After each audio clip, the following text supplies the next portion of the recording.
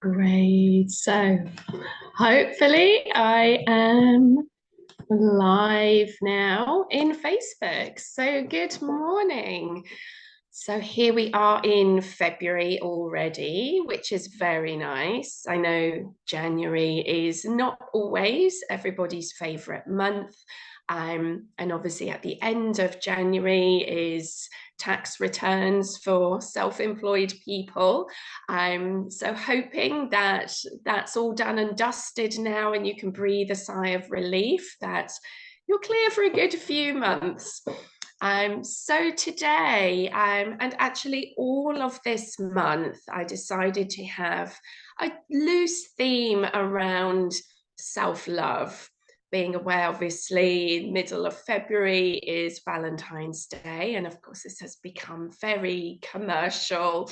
But I found it was a lovely inspiration to just reflect on ways that we can really cultivate more self-love and care and compassion as an integral part not only of our lives but of our business and the way that we work as well. So in some ways, the common theme of all of these talks is around how do we sustain ourselves so that we then can sustain our business, because we are our business. You know, and very often we're every department in our business, and without us, there isn't a business. So it's really important that we look after our key asset, which is ourselves. So today we're really focusing on self-practice. And I know that this can be a bit hit and miss for people. And, you know, it's certainly something that I've not always been fantastic at doing. And so I wanted to talk a bit about what it might be, the reasons, you know, some of the blocks and resistance we might have about that, and then some practical solutions about how we can create something that works for us. So there may be, and I certainly many years ago had the impression that a good yogi, and especially if you're a teacher, is up at 5:36 every morning doing a dedicated hour, an hour and a half practice before heading off into the day and being very virtuous all the time. And certainly that may be something that works for you, but I know it never worked for me. And so it's opened up my concept around what is the point of our self-practice. And the way I like to frame it these days is that it's a real act of self-love. You know, to give ourselves a bit of time every day to connect in and look after our own well-being. So it's really something that we need to do for ourselves, for our own well-being, for our own personal spiritual development, to take care of the body that we live in. And it's not about fulfilling other people's needs or other people's expectations. I think soon as we start moving into that, to me, it feels like that's not then about our own self-care. This is sort of turning it into another job on our to-do list, which is exactly when I think some resistance can come in. So it's really trying to create a practice that is as inviting as having a lovely scented hot bath on a winter's night, something that you feel inside, oh yeah, that would be so nice to do, rather than, oh God, I still haven't done my daily practice and I really have to. It's a very different energy around that. And it may be that you already have a great practice that works for you. But even still, it might be nice just to look at some ways of having a little check-in that it's still the right thing for you. And maybe some of the things I talk about today might give you some ideas. So I think one other thing before I really talk about some of the blocks is, I think quite a common thing, and I'm guilty of it too, is getting into the frame of mind that, well, I'm doing some yoga every day anyway, so I don't really need another self-practice. So whether that's because most days you're teaching, and then other days it might be that you're doing some practice because you're doing some lesson prep. You might be trying out a sequence or different ways of using props, and you think, oh, well, I've just spent time doing a physical practice. Excuse me, I'm just on the tail end of something. And you might feel, well, I'm teaching several hours a week. I know some teachers, maybe doing, 15 or 20 classes a week, which I think would be exhausting. And so they say, well, I'm doing so much yoga anyway. Why do I also need a self-practice? But our own practice is something different. So doing your lesson prep is work. That's not your practice. And teaching, it's not your practice. Again, that's you in work mode. So you might be getting some good movement for your body, and I wouldn't sort of take away from that, but it's not the same as your own self practice when you really switch off from the external things and you get out of that analytical mindset, and that you can really tune inwards and you're not looking after somebody else. So your self-practice is just looking after you and what you need, being responsive to that, and being able to, perhaps get some insights or some emotional shifts. So let's have a look at some of the blocks we might have around having a daily practice. So I've mentioned already that it might just feel like another thing on your to-do list, like it's too much like work.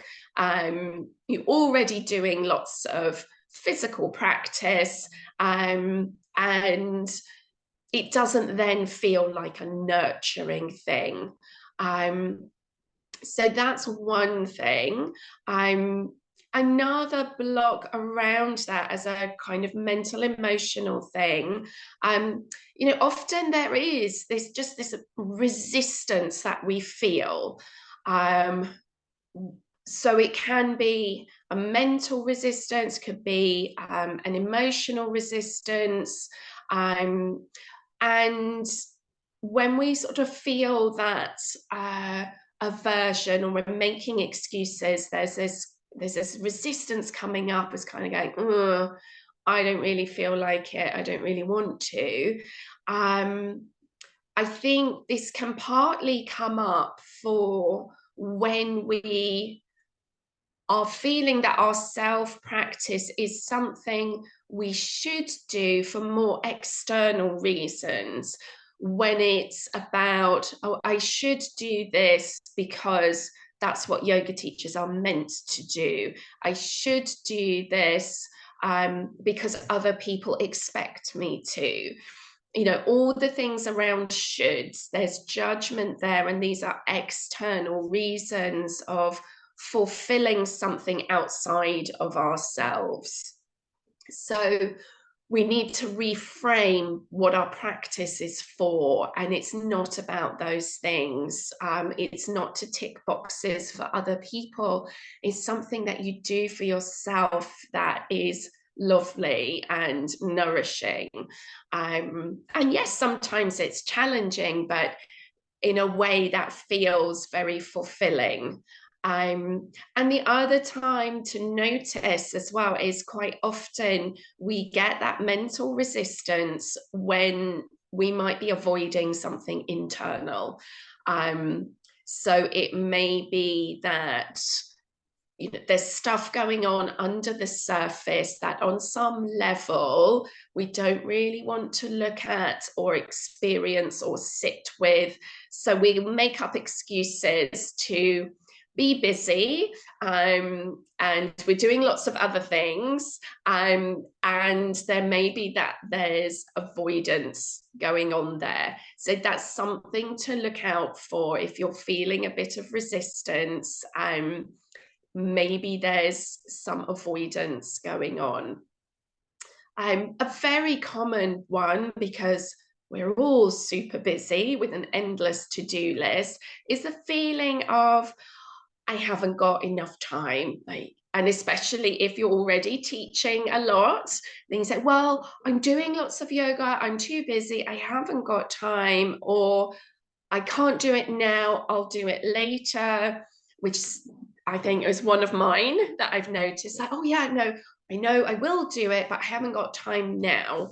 And so this then can be where it slides into having the intention to do something, and then there's always other things that need to be done first and we don't get round to it.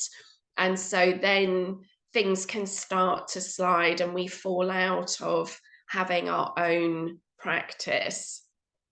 So we'll come into some solutions about that, but notice, what are the blocks for you? So is it the mental resistance, or is it that you feel you don't have enough time?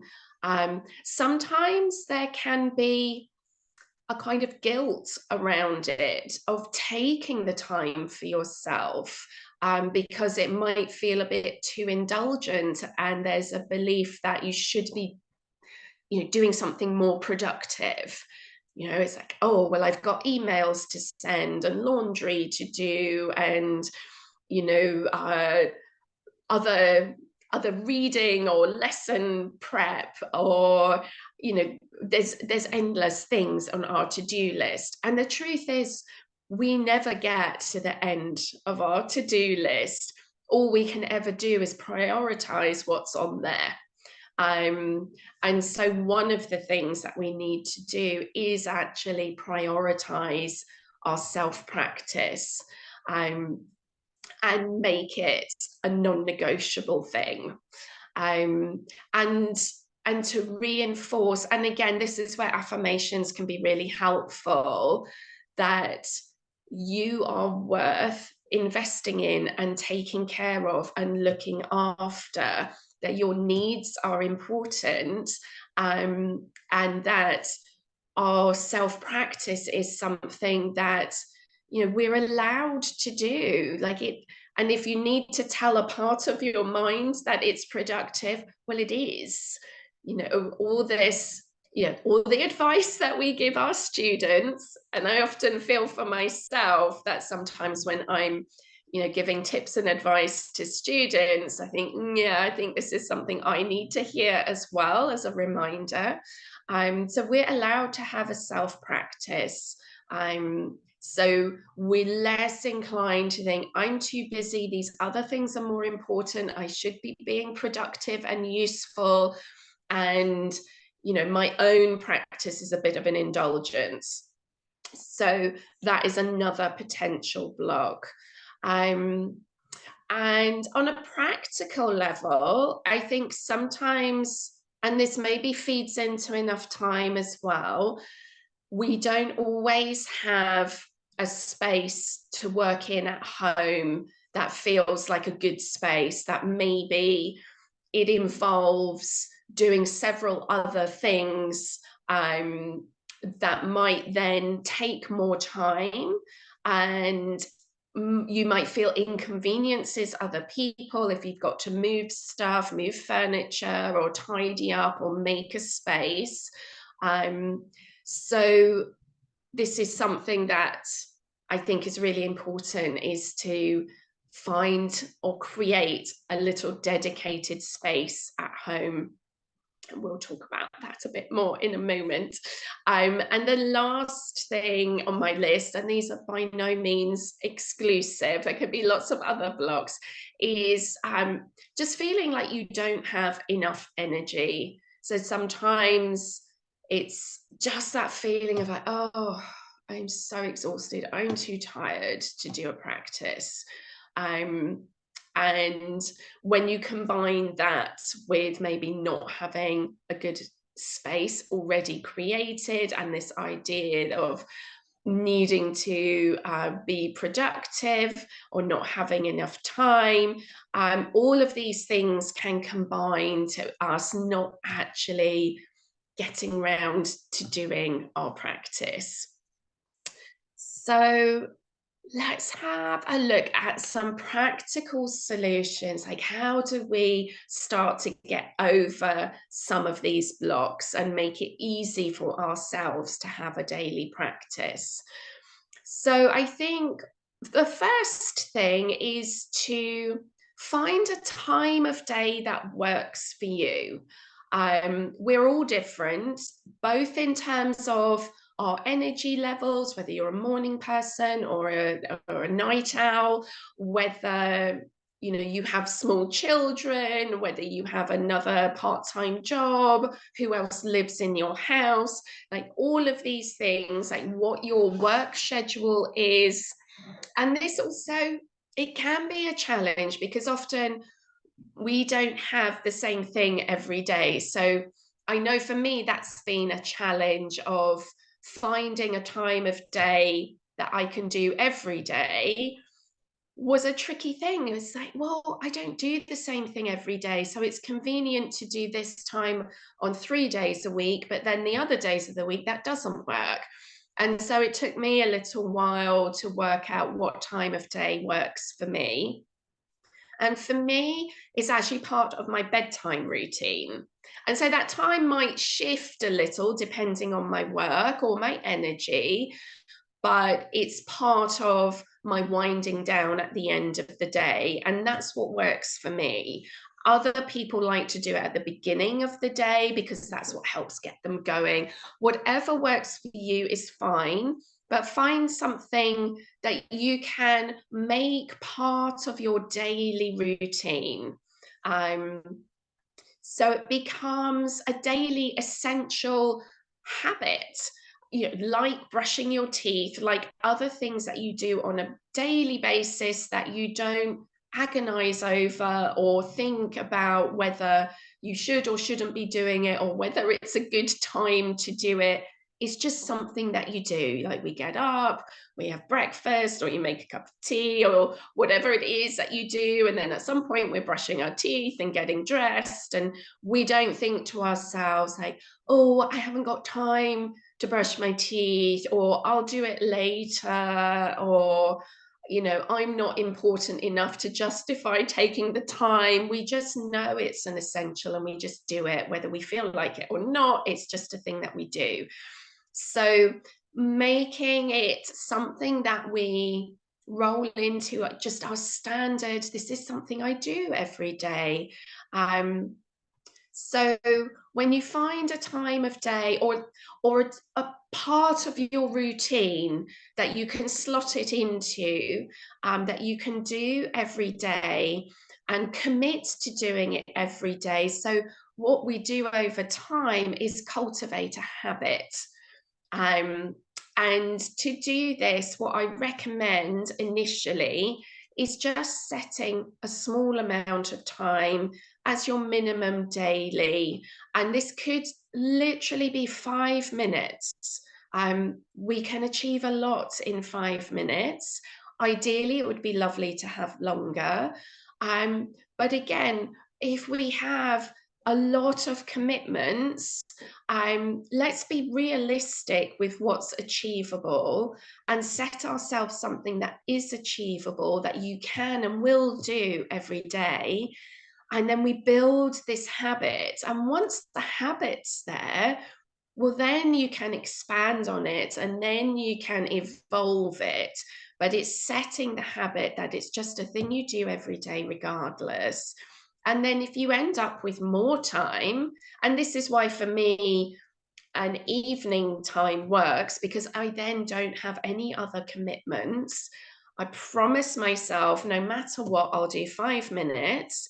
And if I feel like and have time for more, then I do. And 9 times out of 10, it's a lot more than 5 minutes, but it's there. So that's what works for me, but find what works for you in your schedule.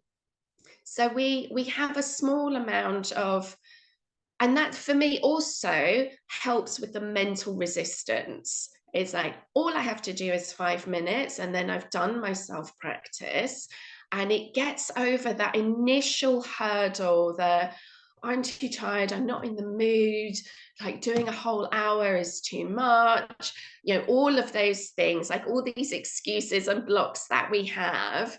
If I give myself permission, I only have to do 5 minutes, I can do that.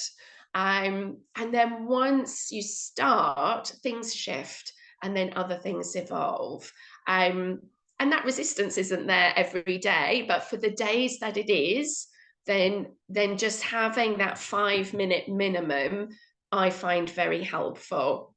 And then, yes, then very often it evolves into lots more. And then actually the issue is, oh, I really need to stop now because I need to get to bed.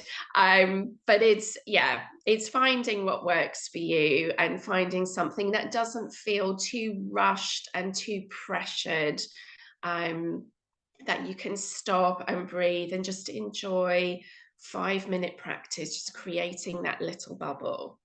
And so what also has been really helpful for me is just creating a space somewhere in your home where it's easy to practice and inviting to practice. So I'm lucky enough that I live in an old building where the rooms are a reasonable size. And so I've got space in my bedroom to have a mat out all the time. So I leave a mat out with a blanket and a cushion on top. And it just looks really inviting. It's all there. So all I have to do is literally sit. It's a ready-made space. And I would really invite you to see what you can do in your own space that makes it really easy for you to practice. So we're trying to remove the obstacles that might slow you down or stop you from doing that practice. So finding a space, and even if you're not able to leave a mat out all the time, just knowing that there is a bit of floor space. And actually, if you do teach a lot of classes and have a lot of physical practice, you perhaps don't need a mat practice for yourself. Maybe your self-practice is something different. Maybe it's your daily meditation, pranayama, in which case you need an even smaller space. So it's looking at what works for you, creating a space that feels inviting. And again, this is that act of self-love. You're allowed to take up some space for your practice. You're allowed to have your stuff there. You're allowed to make a little shrine or something beautiful and inviting for yourself, giving yourself permission to take up a little bit of space, make something nice, negotiate with the other people in your house how this might work, and have what you need to hand. So if you don't have a permanent setup, then having the props that you need, whether that's a meditation stool, whether it's your yoga mat, that they're out and very handy. So all you need to do is quickly unroll a mat or lay out a blanket, get your bolster or your meditation stool, whatever it is you're using, it's all there and it's all easy, so that when you meet that resistance, the excuses are not so easy to make. It's like, oh, look, it's just there. And it looks inviting. And that will be a nice thing to do for yourself. Why not just sit down and do 5 minutes pranayama practice? And I guess this also comes into the last point, which is sometimes we might feel, first of all, that our daily practice has to be asana practice, and that we need to really commit to something really challenging. It might be that we're trying to work towards a more difficult posture, or even within a meditation practice, that we have to commit to this very serious thing and it needs to be challenging, or we might feel that we ought to be seeking more and more advanced practices and postures. And I think for me, I've really come around to the idea that actually an advanced practice for me is something that really responds to my needs at the time. And so what I would suggest as a final thing is your daily practice doesn't have to be the same thing every day. I think particularly as women, particularly if you are having a cycle, if you're pregnant, if you're menopausal, our needs fluctuate, our energies fluctuate. So rather create a container for your practice, so you have the space to practice in, you have the part of your schedule, the time of day that you're going to practice in, and you have a contained amount of time as a minimum, that you can take longer if you want. And then what goes in that container can vary. And so some days for me, I have a very physical practice because I really feel I need it, particularly if I've had more of an admin day, I haven't moved as much as I wanted, or I've got particular things going on with my body that I really want to shift. Other times, if I've had a really physical day, or if my energy is just really low that day, then what I might do is a restorative practice, or I might put on, a recording of a yoga nidra. My practice, what I actually do, changes a lot depending on what I feel my body needs, or what I feel my mental emotional needs are. Sometimes I might have had a lot of anxiety that day, and so what I'm going to do is some gentle mobilization and then a pranayama practice just to help regulate my nervous system. There's lots of different ways that we can practice.